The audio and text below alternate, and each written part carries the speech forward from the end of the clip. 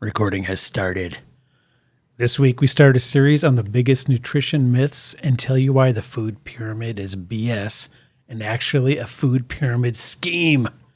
We'll also check in to see if I'm any less fat. Let's get into it.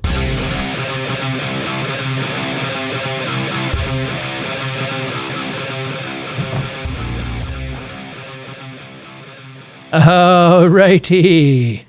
We're back for episode 2 of Fit and Furious. How you doing, Duey? I'm good. How are you? Muy excelente. I think I'm slightly less fat. We're going to find that out later. So tape never lies. Exactly. Dang these measurements. I was hoping to do them all in metric this time, Canadian measurements. There you go. Yeah, so that I can win that way and confuse the methods. But people are pretty smart. They know the conversion rate. Dang it. Dang calculators. Yes, we're going to get into whether I lost any weight and what I did all week and if I stuck to my plan, my 3-pillar plan that I had. So we're going to get into that later. But this for this episode, we thought we'd talk about some nutrition myths. And one of the biggest ones of these is the food pyramid, or as we call it, the food pyramid scheme. So first, I want to talk a little bit about how we first discovered the food pyramid, how you heard about it, what it meant to you as a child, and how that's affected your nutrition and diet choices. For me, I remember hearing about it in school. I think we were taught it in health class or something. For sure. Which is freaking hilarious now. Right. Health class teaching that. And then, as we went to our school lunch and ate our pizza and whatever. Chocolate milk.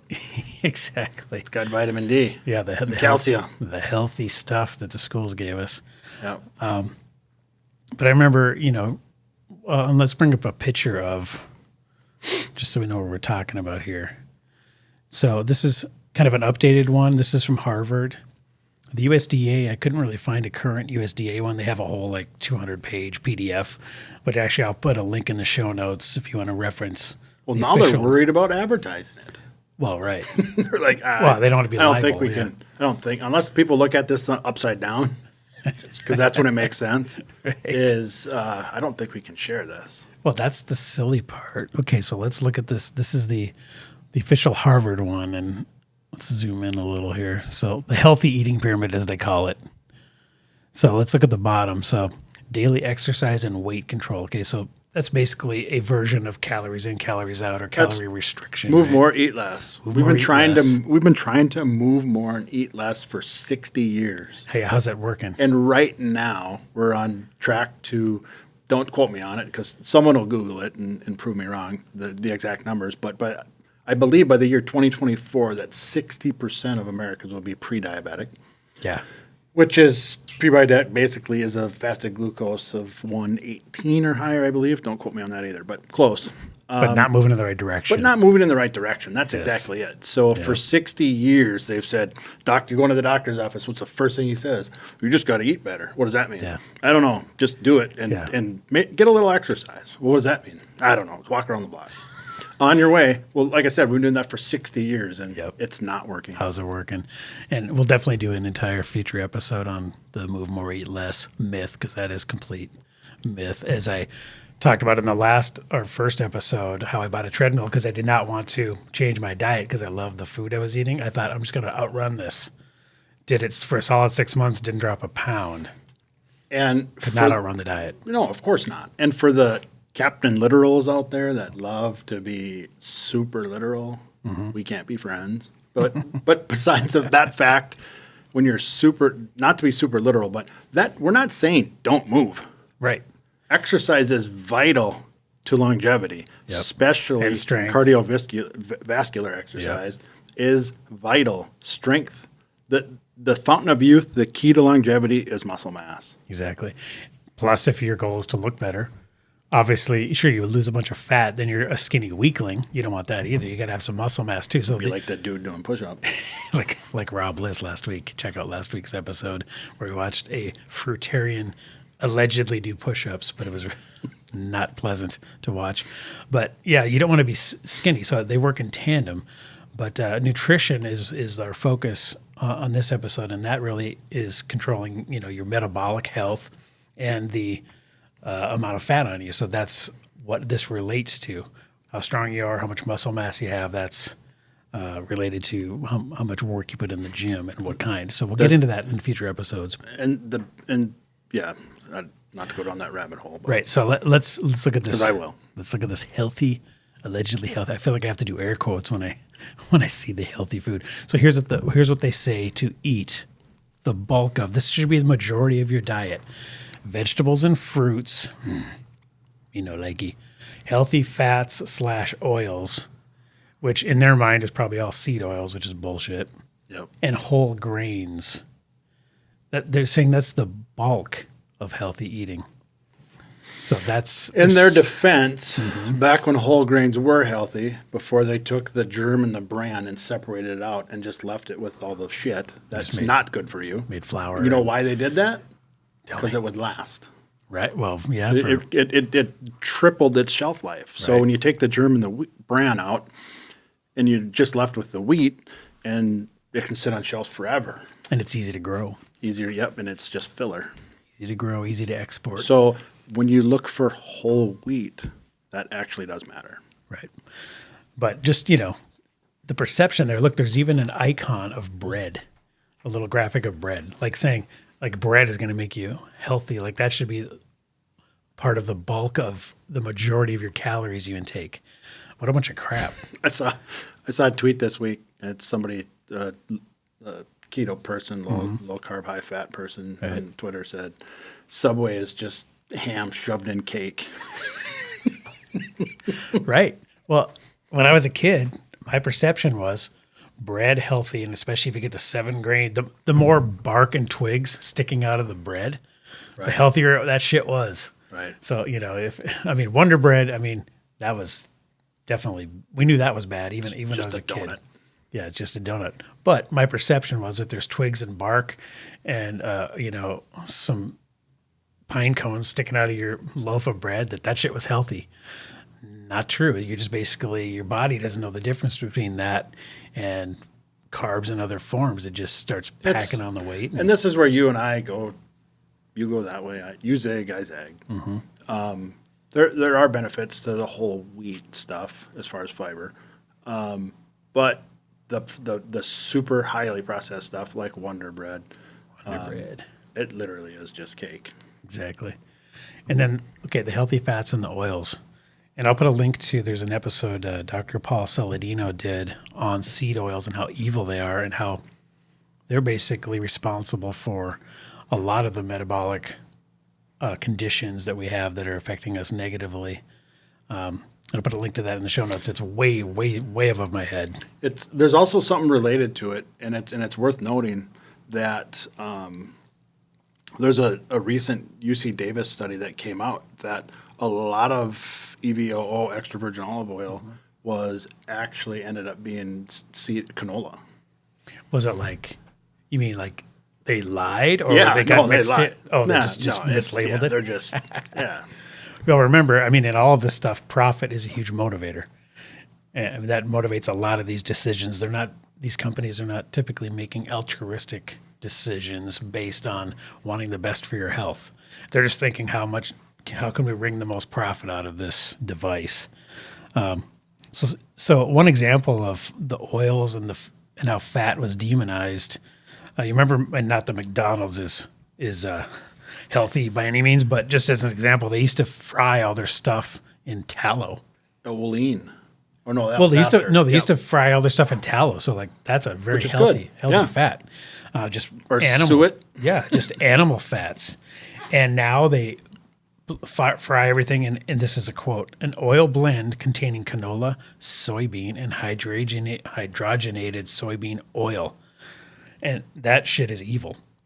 So you're already eating fries, which is bad. And then the oil that they're being cooked in, it used to be tallow, which is animal fat, and that was good for you. Now they're doing seed oils, and it's causing all this metabolic damage. Here's how I like to break it down to people. Because there's a lot of people, adults, not just children, who say, Why are fries bad for you? Well, why is Potatoes a vegetable. potatoes a plain potato is good? It's fine. There's nothing wrong with a plain potato, but add fat. And I always tell people, carbs or fat, pick your fuel. Never carbs and fat. Right. And the minute you put that fresh, perfectly good, fibrous, rooted Starchy vegetable, potato, starchy, in that oil, you're done. All Yep. bets are off. Exactly. And seed oils are the worst version of that. And that's all fast food does now is use these hydrogenated seed oils. For everything. Oh, it's horrible. It's pre-cooked, but they warm it up in oil. Right. Exactly. So that's so far, 0 for 3 on the bottom row here. And then vegetables and fruits. Okay, that's debatable, but should that be the bulk of your diet? I would say no. I mean, the way I approach things is mostly carnivorous. I don't even like vegetables. And, there's all kinds of arguments about vegans, carnivores, etc. But in my opinion, at best you tolerate vegetables, and some people can, some people can't. I have no desire for them. I need them. And I need them. and you need them, and how do you eat them more of a keto type way, right? In Like a leafy keto greens. type, leafy greens. Leafy greens. I don't eat a ton of color. I don't eat a ton of fruits, but I'll eat vegetables. There's an argument that they fall within the keto parameters, but not the carnivore. Exactly. So far, one of the 3 things of the main things you're supposed to be eating according to this healthy food pyramid is okay. The other 2, definitely bad. So the next leg up is nuts, seeds, beans, and tofu. What the hell? You don't even need any of that shit. I don't know why tofu is even on there. It's just... I'm sorry. This is Some just people like it. I freaking think they're ridiculous. lying. They're lying. Well, I think the reason people eat tofu is because they're trying to fake something else. Oh, right. Like if you're a vegan and you Need wish you had something Right. to chomp into. Tastes like a chicken. Yeah, Right. and plus I think it absorbs flavors. So People say I eat tofu, and I always say on purpose. exactly, But I don't think I've ever had it. Part of the problem with peanut butter, there are some natural nut butters that are pretty nutrient dense and okay, but the problem with Jif and Skippy and the stuff straight off the shelf is it's just loaded with sugar.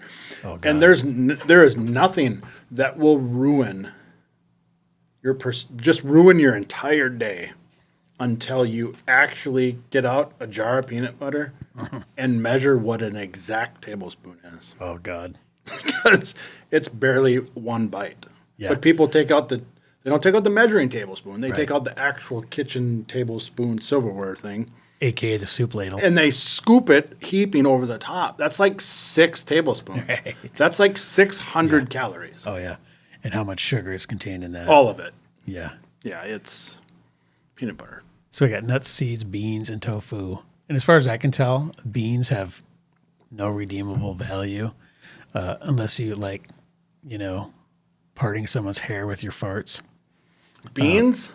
Yeah, exactly. The only thing I like is especially on the keto, if you're low carb, high fat, macadamia nuts are a huge source of good fat. Because those are Huge. full of fat, yeah. Full.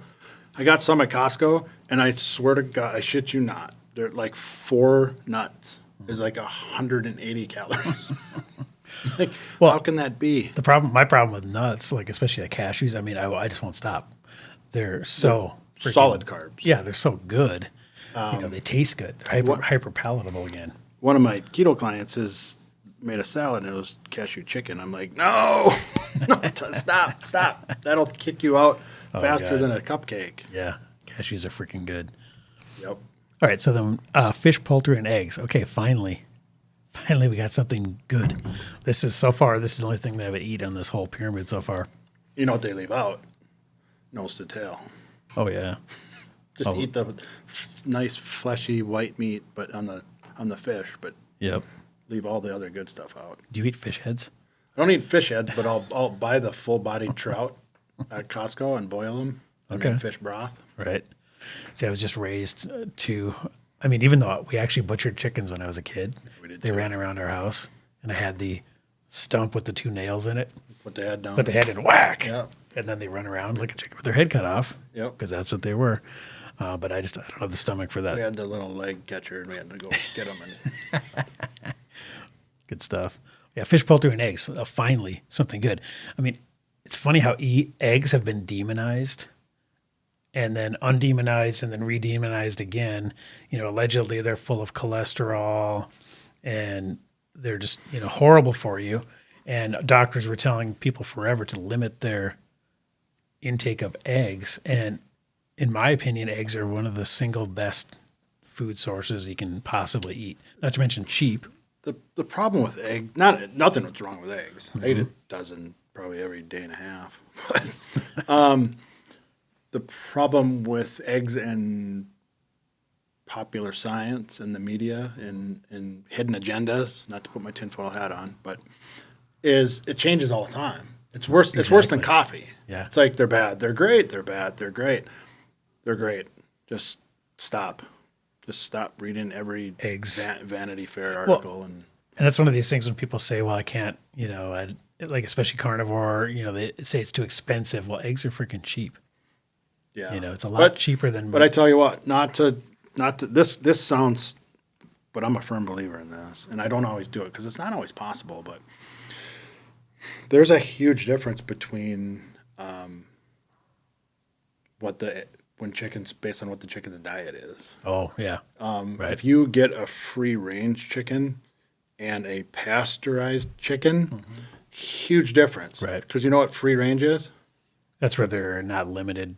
It can be can be a hole in their cage, and it's considered. It can be considered free-range. So it's just advertising bullshit. For sure, it's just marketing gimmick. But I tell you what, get a pastured where it was actually raised in a pasture, and then one of those eggs, and then take one that's free range from just a chain grocery store, and break them in half in a pan and look at them. Is one is like way more full color, right? Yes, the pasture raised one is going to be like super dark orange, almost like the backdrop. Yeah, right. And then the shitty one's going to be really light yellow. Right. Good tip. I didn't even know that. I just bought eggs reflexively from my grocery store. Right. So that's good to know. So fish, poultry, and eggs so far, in my opinion, the only good thing. Okay, then dairy, and again, we're getting it towards the top of the pyramid, meaning they're saying eat less and less and less of this. I go back and forth on dairy. In sort of in my mind, for weight loss and stuff, cheese I feel is kind of neutral.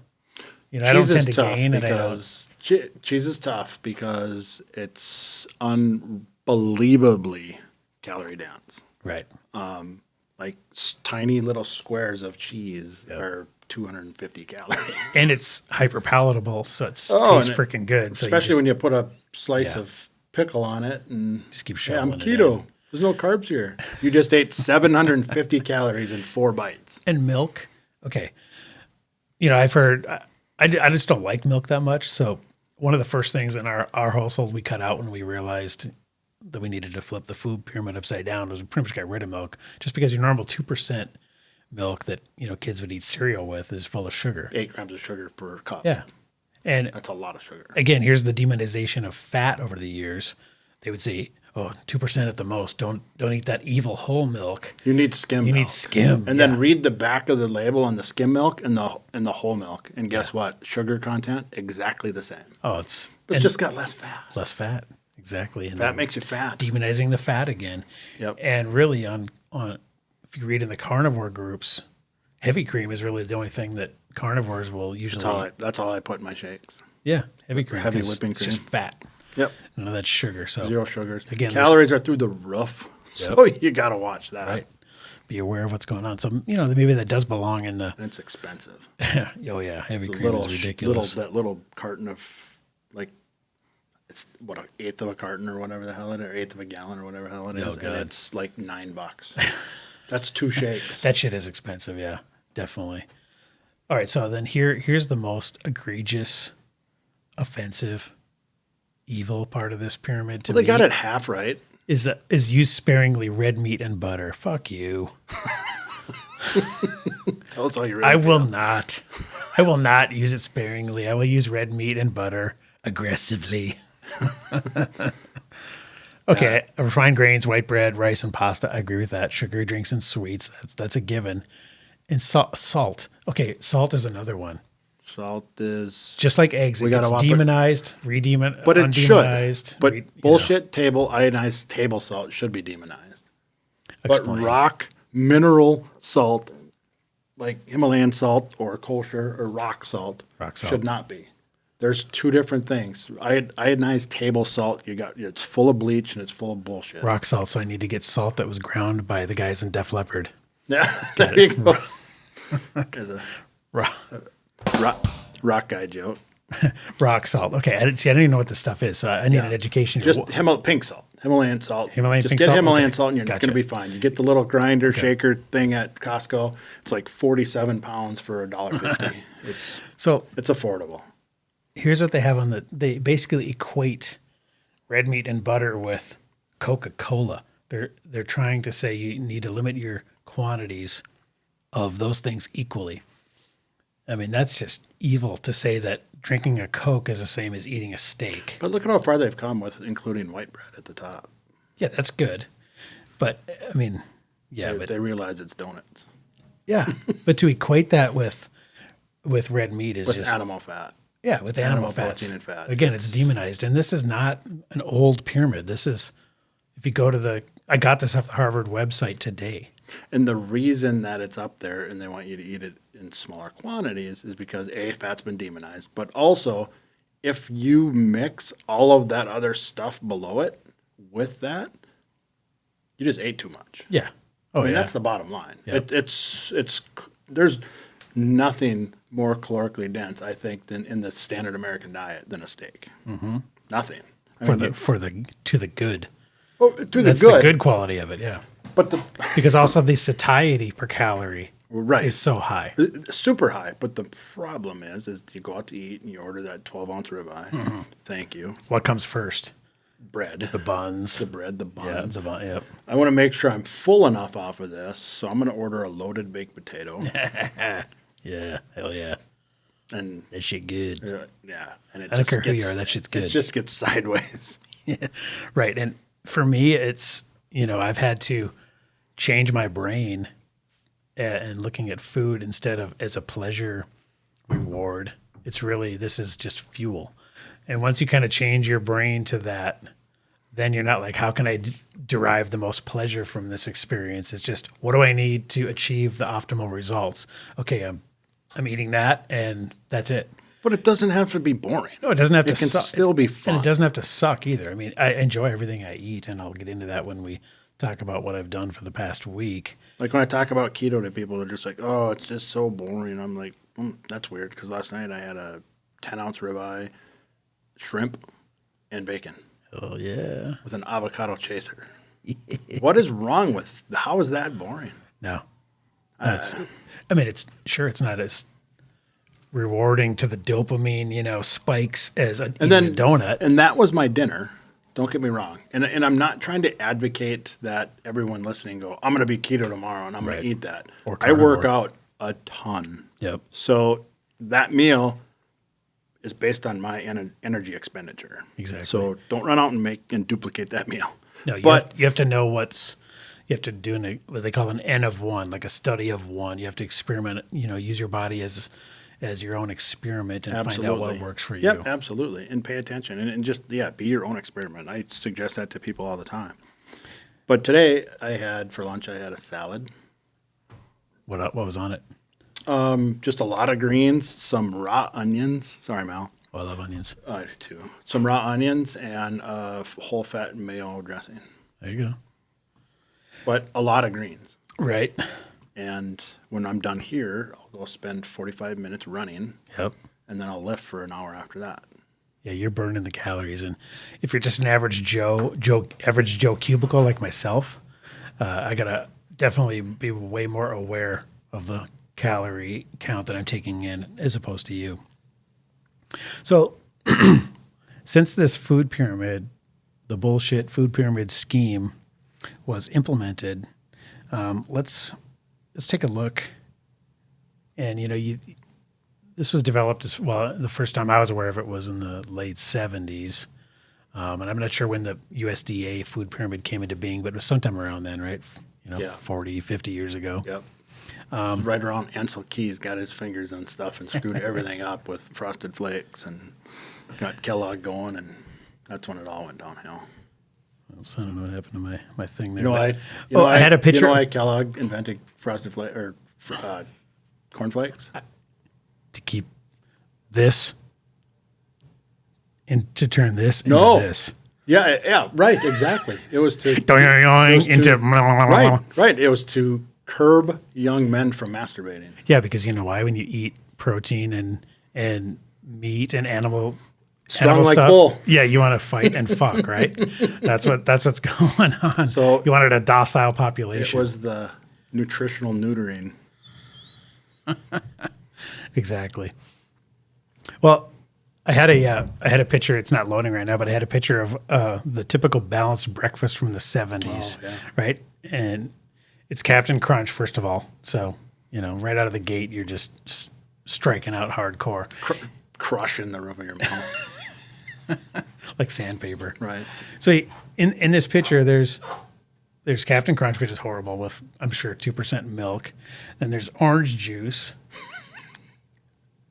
When I was a kid, if you would have said, which of these is healthier, Coca-Cola, orange juice, I'd go, I would have passed a lie detector test all day long. Orange juice, healthy, Coke, bad. Sure.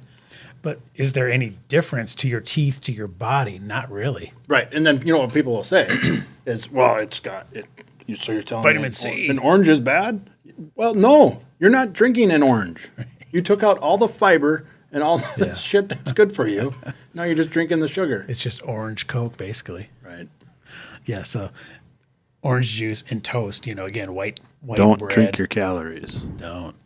And, I mean, there's not a good thing in that balanced breakfast from the 70s. There's not a good thing in there. Mm-hmm. So what were they? There's no bacon, there's no eggs, because those were demonized at the time. Yep. That was considered an indulgence, that you took a risk if you're eating bacon and eggs. Ansel Keys, it's all that. You're rolling just the goes dice. Back to him. Yep. Yeah, you're rolling the dice with your heart. You're going to clog those arteries. So since this food pyramid has been adopted, has obesity improved or gotten worse? It's gotten worse. Way fucking worse, right? Significantly worse. And if you want to have fun, search for like beach pictures in the 60s. Yeah. And you see pretty damn lean people walking around. Half of the dudes would be considered buff nowadays. Yeah. And they're basically just lean. Right. Compared to your average, I was just in Key West, Florida a couple months back, and every time you go to the beach, what do you see? I mean, the average American is very ticking overweight. Time bomb. Oh God, it's terrible. And then you always talk to your grandparents or your old uncle that says, "When I was your age, I was 10% body fat, and all I did was work and eat and ate everything I wanted and as much as I wanted." And you kids just damn video games. No, it has nothing to do with that. Kids nowadays are force-fed, hyper-palatable food, and they have no chance. And their parents are being lied to, and they keep shoving it down their throats. Yeah, because school lunch. I mean, what is a school lunch right now? It's all a bunch of carbs and sugar and pre-processed, white flour stuff. When I see my kids, lunch menus every day, I'm like, damn, this shit is not good.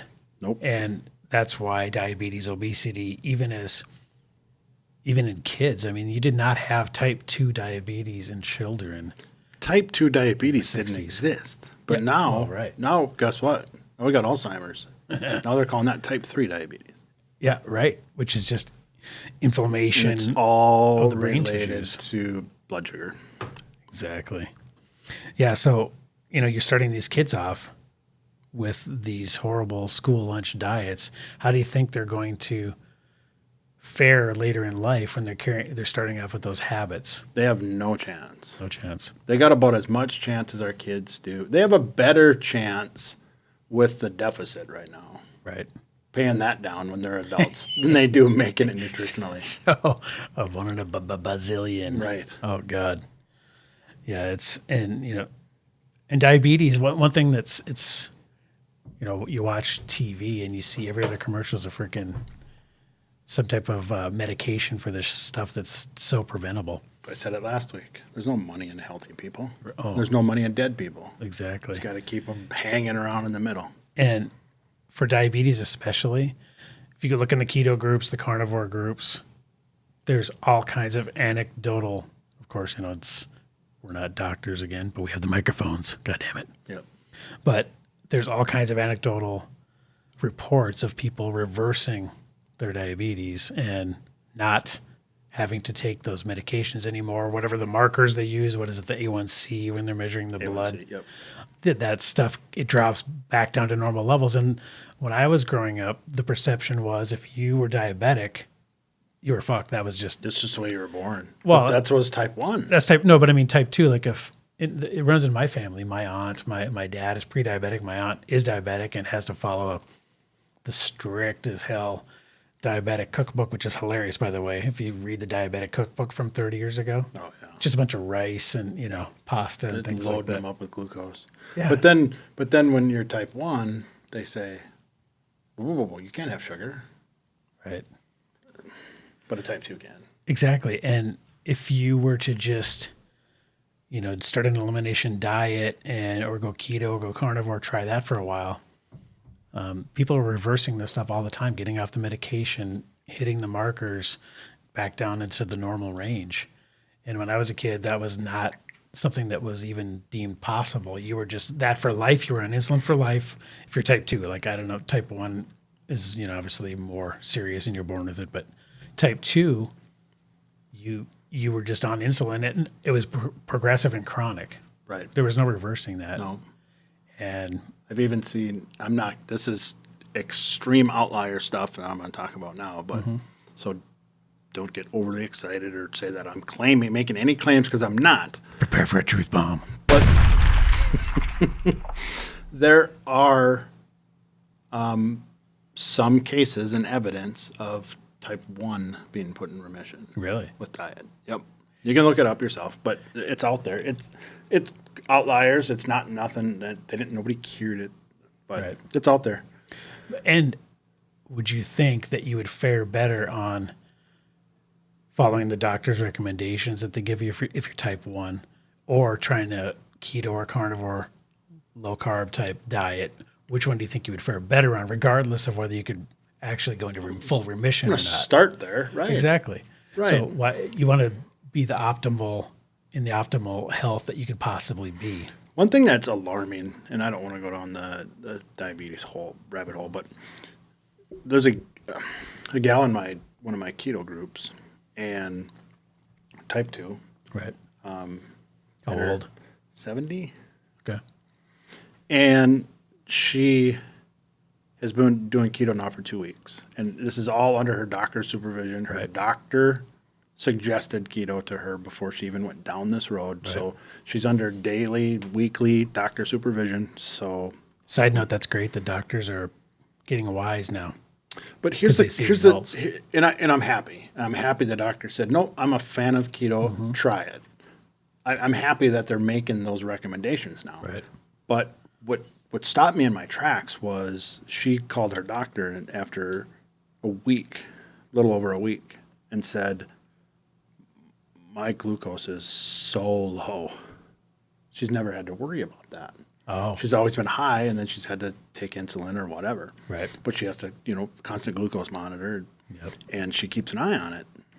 And since she started keto, it's been so low. Is that a problem? It can be. Okay. Absolutely. Right. Absolutely. So, but she's under doctor's care. She's actually there today, I believe. But what stopped me in my tracks was when her doctor said, I just didn't see this coming. How in the hell? Right. Why? Yeah. How did I? Right. Well, the thing is, like we were saying last week, with all these nutritionists and doctors, I mean, the proof is in the pudding, right? Proof is in the not eating pudding. Right. Proof is in the suet.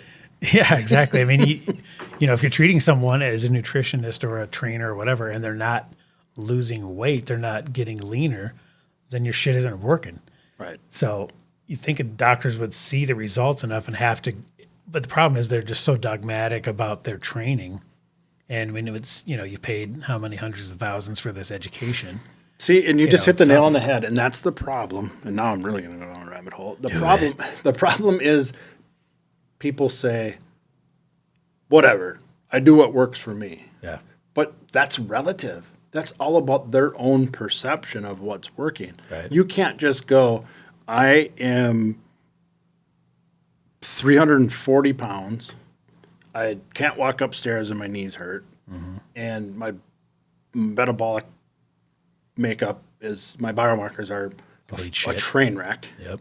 And say, yeah, dude, I do what works for me. I mean, this works. No, it's not. It's not working. Stop saying that. Survey says does not work. It's not working. Yeah. You can't just say it's working for me. Yeah, there because are it's some- easy and comfortable. Right. There are some definitive things we can make declarations. Science in the medical field, Yep. medicine decides if it's working. Right. You don't. And we're here to make these blanket declarations, by the way, because we get the microphones. But yeah, I mean, it's pretty hard to lie to someone. That's why if you're a personal trainer, you can't be fat. Right. You can't. Right. I mean, people would just go, "Well, why the fuck would I listen to you?" But the problem, the funny thing is, if you look at most nutritionists, they're typically not that lean. Right. And especially like the health ministers, like during this whole COVID BS, you see all these health ministers around the world. Some of them are fucking huge. Right. There's one like somewhere over in it was Austria or Amsterdam or something. I mean, should have been on my 600-pound life. She's a huge monster, and you're dispensing health advice. Like why the hell would we listen to you? You're right. I can see you. And that's okay if that's where they're at in their journey, but you can't just. But then how can you be the expert? True, I get it. I get what you're saying, Yeah. but you can't say. Well, now the other rabbit hole is You can't say what's you work can't for say me. I'm healthy. Oh no, hell no. Yep, I know I'm heavy and I'm overweight, but I'm healthy. By what standard? We're gonna do an episode in the future on body shaming and fat shaming And fat acceptance. fat acceptance and the whole body positivity movement because that is some bullshit right there. That's gonna And trigger some folks. it's gonna trigger some folks, and won't go down that road right now. But back to the food pyramid, right? So, how has following this food pyramid and the USDA and Harvard and everybody recommending this stuff? How has it worked out? By every marker that there is, we failed as a society. We're getting worse. We're getting less healthy, fatter, higher diabetes. Heart disease is worse, but we don't die as much from it because we have better medicine and better reactive medicine, so you don't die as much. But the instances of heart disease, There's no secret that this is not political. I repeat, not political. There's no secret that just about every COVID death was because of underlying metabolic disease. oh yeah, There's no secret. right, exactly. And not to not get political. Also, look at all the arguments over healthcare costs and what a burden that is for families as premiums rise. And, whenever I chat about it with somebody, I say, well, that shit's expensive. I mean, getting anything done in the hospital is freaking expensive. And that totally makes sense. But what's the biggest way to reduce healthcare costs? Not need them. To not require it. Right. So my goal is stay the hell out of the hospital. I'm not going to need any heart surgeons. I'm not going to need any diabetic medications. I'm not going to be obese and have all the joint problems and things that come along with that. And stuff happens. yeah, The stuff you're genetically predisposed Yeah. to heart disease. Well, you don't have to help it along. It's like Kevin Hart said. yeah, Kevin Hart said when he talks, people say, "Oh, you're going to die. You could get hit by a bus tomorrow." He's like, "Yeah, but you don't need to help death. Death don't need no help." right. That's what we're all helping death. Yeah, and why would you not want to try your best? Yeah, everyone starts at a different spot. Some people are I was genetically lucky because based on my diet of my youth, I should have been 400 pounds. Right. If I would have been less genetically lucky. But, even if you were less genetically lucky, you can still improve it. So why would you not want to do that and spend less time in the hospital? My whole goal is to not require healthcare. I don't want to require any interventions. And, my healthcare spending is almost nil. I mean, if I use it, it's because I, broke my arm or something. Right. And that's what it's for. Exactly. That's the only time I'm going to the hospital is if something tragic happens. And Not there's because of my own doing. Right. And there's so many people that say this person eats whatever they want. They live till they're 100. They won the genetic lottery. Exactly. Guess what? Yep. You didn't. Right. I'm sorry. It sucks. You've been dealt a shitty hand. Yep. But guess what? You have to make the best of it. Yep. And that means paying attention to this stuff. I mean, imagine, I couldn't even, I'm sure there's studies out there that have discussed how much the rise in diabetes and obesity has cost the American healthcare system or just Americans in general. I mean, it's almost incalculable. It's not even, you don't even need to calculate it. It's the only reason it exists. Right. It's not, there's no such thing as preventative care anymore. Right. Yeah, exactly. Truth bomb. LA. All right, so that's why I was hoping I'd have more of those by now. that's why the food pyramid is bullshit and a food pyramid scheme. It's garbage. All right, so now we're going to go to my favorite segment of the week where we find out how fat is Josh. Voice of an angel right there. Pretty fat. Okay, so I'm going to bring up. Did you add that pretty fat part? No, that was. I don't remember that. I just talked over it last time. It's funny. Okay, so here's my numbers from last week. So get your measuring tools ready here. We're going to compare, and I'm curious because the only thing I've done is I've weighed myself every day, and we'll talk about after we do my measurements. I'm going to talk about what I've been doing and how I feel. Well, don't keep us in suspense. What? What do you weigh? I got to pull up my phone here and check the number. You're not just Googling what's scientifically possible. Nope. To lose in a week. 187.2. Whoa. That was as of this morning. And we recorded 6 days ago, not 7, because we were one day late on our first episode. Oh, right. I don't even have this isn't even a full week here. Oh, nice. So. You know what everyone's going to say. So I'm just going to beat them to the punch. It's all water. Yeah, probably. It is. Who cares? Yeah, I don't expect to maintain that level. You're lighter. People, who cares if it's water, people? You're lighter. Things are easier when you're lighter. Who cares if it's water? Yeah, I don't expect to maintain that rate of weight loss. Usually whenever you go hardcore, the first week. And it doesn't have to necessarily. And speaking of that bullshit. And we were talking earlier about how weight is not shouldn't be the dominant. There's 6 entries there. That's exactly one of them, and not the most. That's even not the most important one either. Not even close to the most important one. Yep. But even if some of it were water, some of it could be fat. Oh yeah. Because 3,500 calories equals a pound. Right. That's 500 calorie deficit a day. Right. To lose a pound a week. Yep. That's not crazy. Not crazy. To be in a 2 pound a week deficit. Exactly. So you lose a little water, add a couple pounds in there. It's possible. All right. So let's take a look here. Okay, I was able to actually button my jeans again, which is kind of nice after 6 days. I'm definitely not going to win any bikini contests. That was quick too. I'm not going to win any bikini contests, but I feel like I'm doing a little bit better. I feel really good though. All right, so caliper. So yeah. You're sucking in, aren't you? Yeah, there's a little. There, it's released. I released the crack in. All right, so we're gonna get the old caliper. I'm gonna write it down. Yep. Next was the neck inches.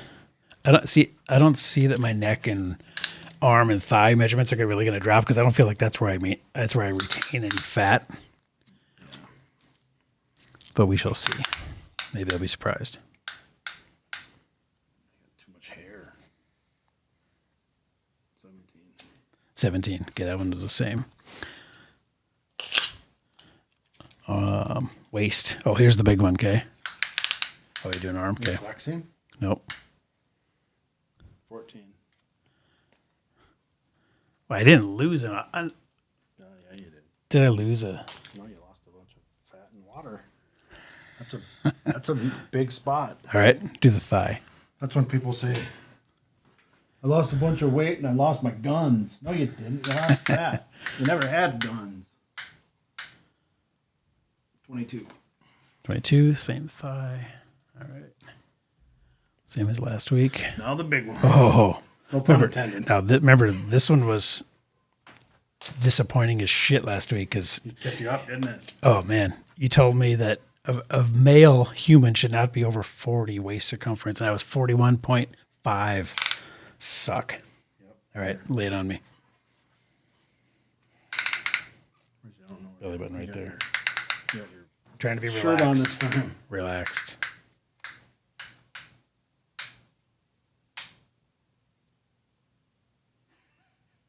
$39.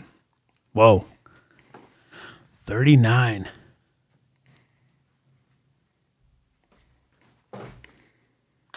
Holy shit. That means I lost 2.5 inches off my waist. Yep. That's huge. Well, not as huge. That's less huge. You go ahead and entertain the folks while I My neck was do some deciphering. 17. All right, so if I was 194 and I'm 187, so I dropped How old are you again? 50? 49. Just kidding. I knew that. You bastard. Doesn't matter. It's the same chart. Yeah, does that thing actually calculate age? Does it give you a recommended 31.5. 31.5? Okay. Yep. So to me, of these measurements, the most crucial ones in my mind is the BMI percentage and the waist inches. Well, that's actually not. It's body What do you fat think? percentage. Or yeah, sorry, body, not BMI, because Yeah. that's the body mass. Yep. Index. So body fat percentage. Is it you call Keeping- that BF percentage? Yeah, body fat. All right. Keep in mind the caliper isn't super accurate. No, because But- I mean, unless you're grabbing the exact same spot every time and the exact same amount, it's pretty tough. And but- it water intake. Yeah. Did you happen to have a little bit of carbs? Did you not have enough fat? Did you have more protein? Right. If you have more protein, then through gluconeogenesis, your body's going to make glucose and it could store it. Yeah. If you're not super active that day, so it's going to fluctuate. But the most important thing we're doing with the caliper and the tape measure and the scale is we're detecting trend lines. right. That's we just want to make sure that it's going in the right direction all along the way. But I mean, I think, that's pretty damn good, I'd say. In Yeah, I'm 6 not gonna- days, right? I'm not going to throw a parade, but it's all right. God damn it. No, it is. It's good. Yep, that's those Guys, are put the significant changes. confetti away. I don't get to shoot off the confetti. God damn it. You're not done. Let's put it No, that no, way. no.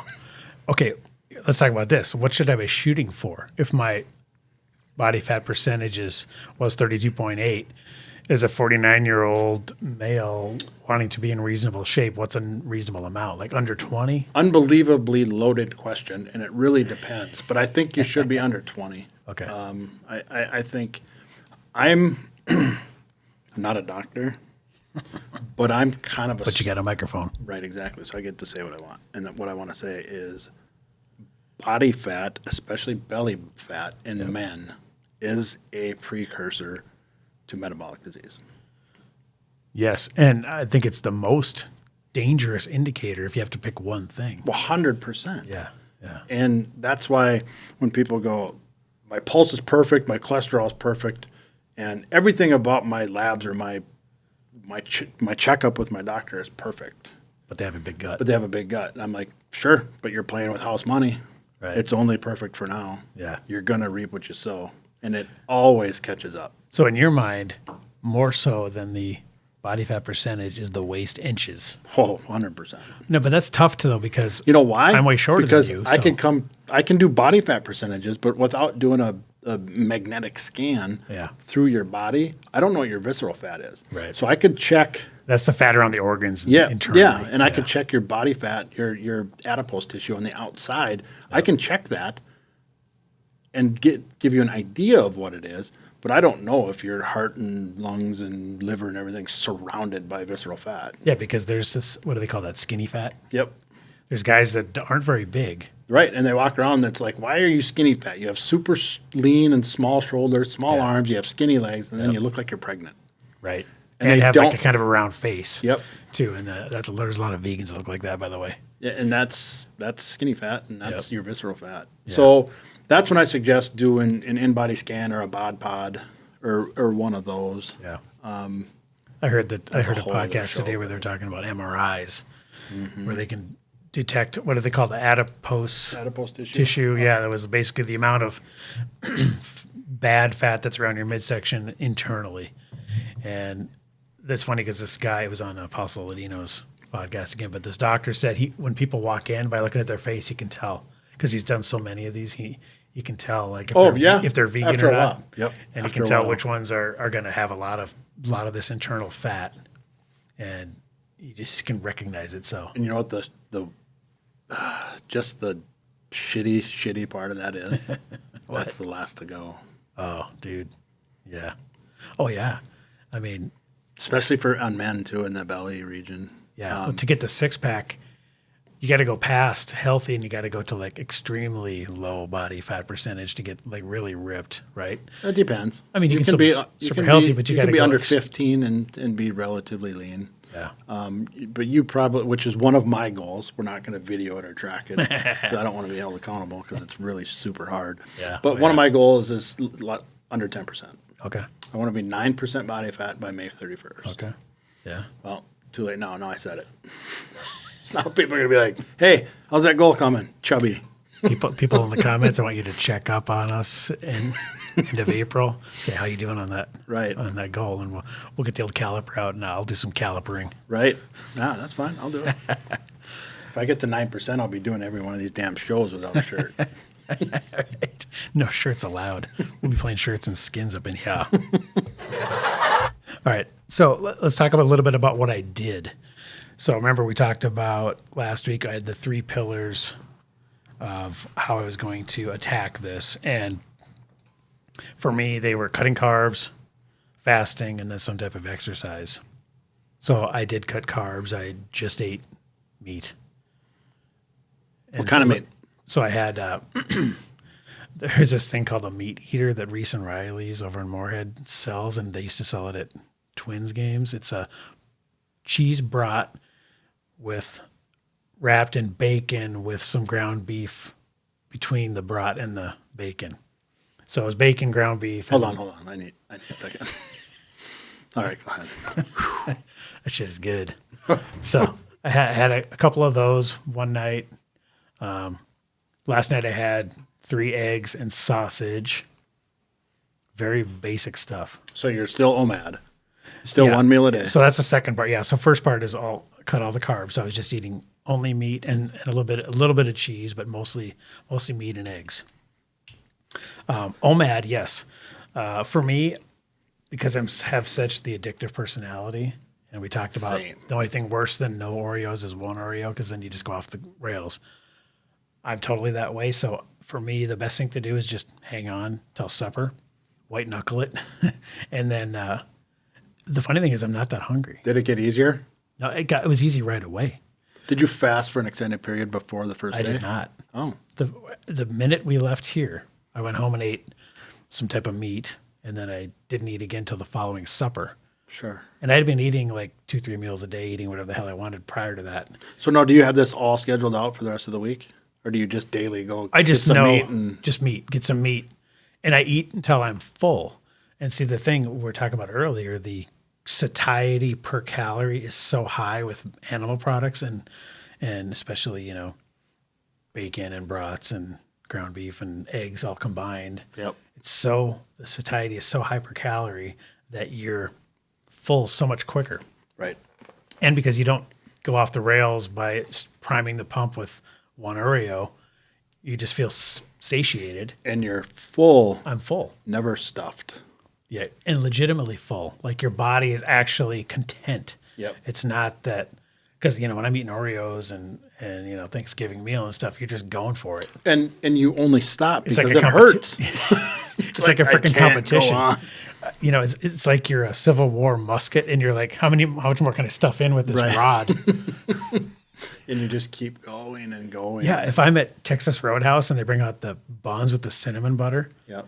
I mean, I'm getting a plunger in to see how many I can ram down Right before your steak gets there. before the meat even gets there. Yeah. So the meat is so satiating that I don't have a problem filling up. And then the thing is, I'm hungry around 2 or 3 in the afternoon the next day.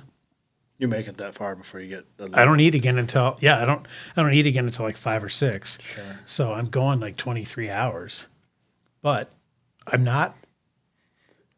I'm mentally sometimes hungry, but I'm not. Am I boring you? No. No sleep last night. Hardly any. But I'm not hungry until like about 2 or 3, and then it starts to, I start to actually get legitimate hunger pangs, and that's legitimate hunger that your body's saying, okay, it's time. It's time. You killed that saber-toothed tiger last week. Yep. You've ate it all, and The tiger jerky's gone. right now it's time to go out and find another one. Yep. So really, the amount of calories you need to survive is so much less than the average American thinks it is. Yep. Because really, I don't know if I'm eating 2 of those broths with bacon and whatever. If I had 2 of those, and that was it the whole day. That's not full disclosure. That's probably 1,200 calories. 1,200. Yeah, but that's it. Yeah, But it's still a calorie deficit, right? right, for sure. But I'm full. Right. People always say diet doesn't make you lose weight. It doesn't make you lean. It doesn't make you thin. It doesn't make you less fat. Eating less does, and you're in a deficit. I just try to pound home over and over and over. I said, no, it doesn't, but it makes being in a deficit comfortable.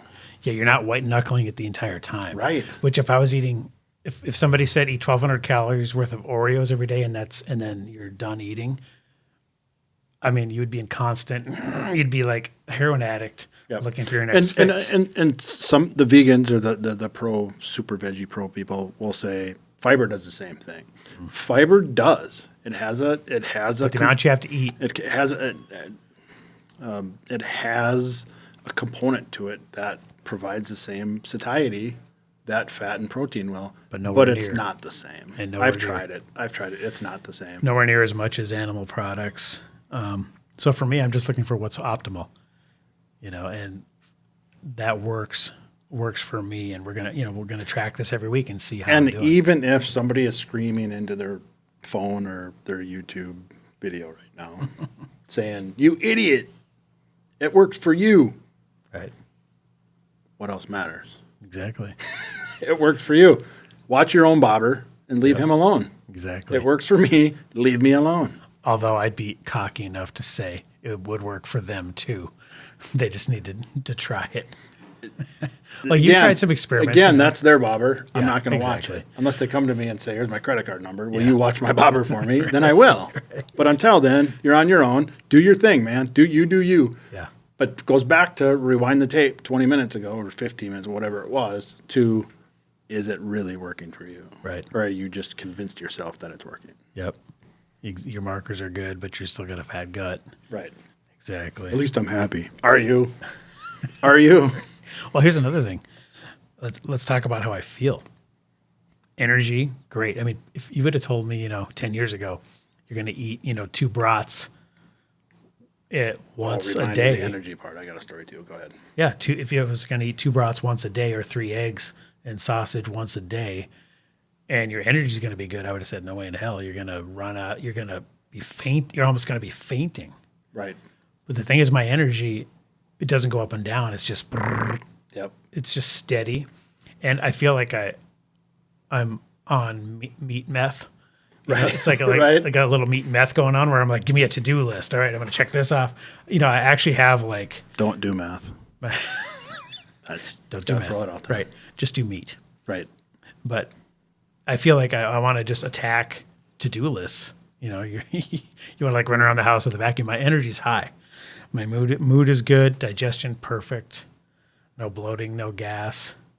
That's awesome. Sense. So for me, this is really what works, and it's satisfying too. I don't feel like mentally it's still tough because if somebody said, wouldn't you love an Oreo? I'd say, fuck yeah, I would. Who wouldn't? Right. But you have to make a choice. Right. I'd probably like to do cocaine too, but I'm not going to do it. Right.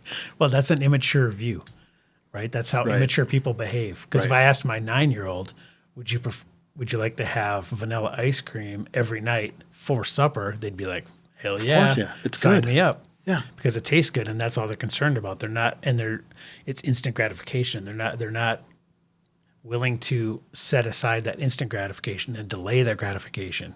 And just delay it, not eliminate it. Exactly. But it's a choice. You do have to give up some of that pleasure spiking stuff that goes on when you're eating the carbs. And that's a choice. And I'm saying food is now fuel and medicine. That's how I look at it. And sure, that stuff would taste good. It's hyper palatable. But is it going to benefit me in the long term? Nope. So, you got to stick to the plan. And that's why this having this account. Because every time I thought about it, because believe me, I walked by some buns. For sure. I was like, Mouth started watering. Dewey's going to measure me. I got to stick to, and that accountability for me helps. And you knew that tens of people were going to be listening. Possibly dozens. So that's kind of, the overall view, and keep everybody updated. On the energy piece, I was, I'm in that's- ketosis right now and not quite fat adapted yet. Right. So proof of that was people say, oh, I tried keto, but I can't exercise. I feel tired and I just want to sleep. And it's like, no, you don't. Maybe for the first 36 hours, maybe. Yep. But now, yesterday, I started this Zone 2 protocol stuff, and we'll have to do a show just on exercise. And, Sure. And we'll get into definitely. that. But, excuse me. So I did 40 minutes on the treadmill last night in Zone 2, which What's for that me is about, there's 5 zones, 5 or 6 Is that zones. heart rate? Yep, it's heart rate zones. Okay. So Zone 2 What's sitting at a cubicle? Like, is that zone 1? depends on how fit you are. Okay. But yeah, that'd be Zone 1 for you. So Zone 2 for me is like right around that 125, 135. Okay. So what I do is Zone 2 protocol is to stay within that Zone 2. So the entire time that you're working, you are aerobic, Right. Okay. not anaerobic. Because the minute you switch from aerobic to anaerobic, What's for the dummies out there, in the audience, meaning me? What is anaerobic versus aerobic? anaerobic is the metabolic pathway for anaerobic is fat oxidation. Okay. You're oxidizing fat while you're aerobic. Okay. The minute you switch over to anaerobic, which I flip-flopped this and got this backwards last week. Sure. But once you're anaerobic, now your pathway switches to glucose. Okay. So So you have to hit a certain threshold to be aerobic, and that's what you want to be. you have to hit a certain threshold to get to be aerobic, and then if you go too far, you're anaerobic. Oh, so it's all about It's all about Keeping it in that ease. certain range. Like the entire time for 40 minutes, my heart rate never got above 140. so it's a sweet spot. Yep. Okay. And then I could always have without, if you don't have like a heart rate monitor watch or a chest Yeah. strap, you monitor by your breath. Okay. So in Zone 2, you should be able to maintain the entire time breathing in through your nose, out through your mouth, and be able to have a conversation. Okay. Really? To be able to hold like we are So you're right not now. dying. Yes, because You're then not you're anaerobic. Yeah. Okay. So I'm doing a Zone 2 protocol program right now where I stay within Zone 2 for as long as I can Right. until I can't Okay. at that speed.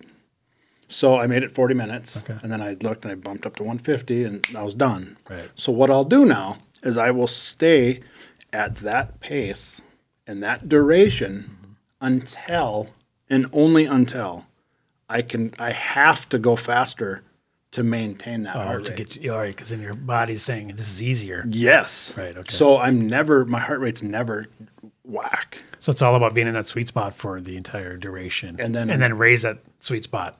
The sweet spot never raises, but you get faster. Right. Right. Okay. And that means you're getting healthier. This shit's complicated. It is, but it's boring as shit. I was like looking around, I'm watching TV because I was at the gym. I was at the gym when I did it, but 40 minutes is a long time to stare at a Valley News Live and listening to my headphones. And I forgot to cover one thing in my three yep. pillars for the working out. I just been doing push-ups to failure, which turns out for me is 30. So a little bit better than Rob Bliss. But Not did great, you? but- But you got long hair too. Did you just let your hair touch the ground and call that No, a good rep? these were legit. These are like boom. Okay. You know, Chest to the straight, ground. Yeah, nose to the ground. Nose to the ground. Chest and nose to the ground. Hands shoulder width apart. Full. Yeah. Not like Legit. like Because who am I? Nobody's watching. Right. Who am I trying to trick? You know. yourself. Exactly. If you weren't doing it any less, you'd just be cheating yourself. Exactly. So what do I care what the number is? I'm just doing it until I can't do them anymore. Right. And I was 32 as of this morning. So, Okay. getting better. How about cardio wise? What are you doing? Nothing. You should do zone 2 stuff because it oxidizes fat. Say that again. Which part? You should do zone 2 stuff. Who, me? I hate cardio, didn't I tell you? You're going to have to work on me on that shit. Zone 2 is easy. It's just boring. I'm telling you, man, your lungs aren't on fire. You're not gasping for air. Yeah, it's just you're just chilling. It's just routine. The best way to do it is some people on my social media have seen me rock before, where I take that heavy weighted vest on and I could probably do that. go for like 3-hour rucks. It's a ruck, just a walk with something heavy, right? Something heavy, briskly. Okay. We're not walking the dog. Right. We're not window shopping at West Acres. We are walking with purpose, like a 15 or less minute mile. Okay. Walking. All right. And you get it, but your heart rate gets up. Okay. And you can maintain it you can do that for 2-3 hours. Are you trying to be in that zone when you're doing that, or just okay? Yep. Got it. All right, guys. Well, I think we're going to wrap it up there. So that's this week's segment of How Fat Is Josh? We'll track these numbers and we'll let you know how I'm feeling, how I'm doing. Hopefully, it's going to trend the way it has been in the first week. Of course, that was a gimme. It's always easy the first week. Right. I laugh because we were still on the How Fat Is Josh segment, and we went down a rabbit hole. And my brother, We're all over the place. who is literally the most honest, of highest integrity, salt of the earth, tell you like it is person, I said, what'd you think? And Chad said, it was really good. But you guys are all over the place. You're pretty scattered. You got really good chemistry, but you're really all over the place. You got to kind of stay on track there. Well, I can promise nothing. But that was a 5-star from him. Hey, awesome. And we love comments, feedback, questions. Go on the YouTube channel to search for Fit and Furious, all one word. And topics. That's right. Trent, we haven't forgotten about you. We're gonna do some blood stuff coming up. We got an email address, info@fitandfurious.com. Send us any questions or comments you have about nutrition or any of this stuff. We're worldwide on Apple Podcasts, Spotify, anywhere you can download podcasts. Just search for Fit and Furious, and make sure you check out YouTube as well. And we will see you next week. Bye. Time to fucking rock it.